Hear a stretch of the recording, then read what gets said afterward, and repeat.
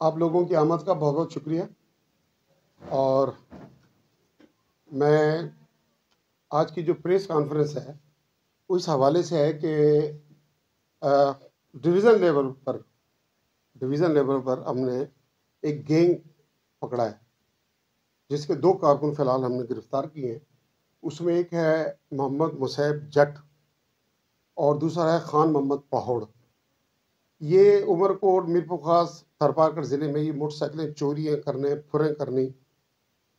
تو الحمدللہ انٹیلیجنس بیس ہم نے یہ آپریشن کیا اور بڑی تگو کے بعد ہم نے لوگوں کو گرفتار کیا اور 5 عدد موٹر سائیکل ہم نے برآمد کی، جس میں 3 جو ہیں وہ ہونڈا ہیں اور 2 چائنا میڈ ہیں.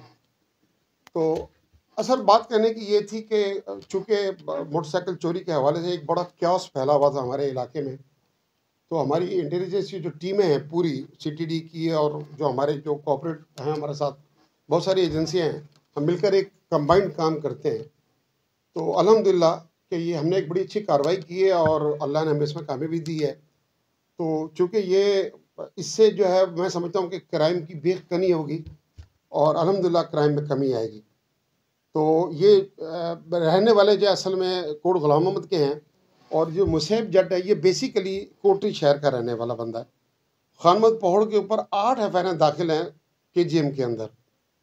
تو میں سمجھتا ہوں کہ یہ اللہ کی بڑی کرم نوازی ہے کہ ہماری سی ٹی ڈی کی کارروائی اور ہمارے جو ماشاءاللہ ہمارے جو پورا میرے جو کولیگز ہیں، میرا جو اسٹاف ہے بڑا محنتی ہے اور اللہ کی کرم نوازی سے اللہ نے ہمیں کامیابی عطا فرمائی ہے. آپ مزید کو سوال کرنا چاہیں تو بس کا جواب دینے کو تیار ہوں. یہ اصل میں کوٹ غلام محمد کی حد ہے. اس کوٹ غلام محمد کی حد سے ہم نے گرفتاری کی ہے اور ظاہر ہے اب پریس کانفرنس کرنے کے لیے ہمیں یہاں آنا پڑا ہے. تو انشاءاللہ تعالیٰ ہم ان کو جو ہے وہ کوٹ غلام محمد کے حوالے کریں گے.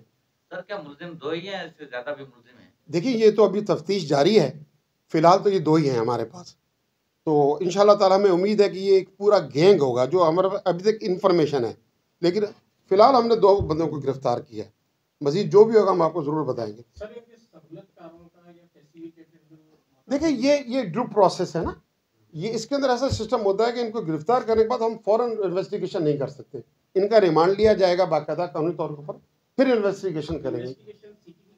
نہیں، انویسٹیگیشن اب ڈسٹرکٹ پولیس کرے گی کیونکہ یہ ڈومین ڈسٹرکٹ پولیس کی ہے.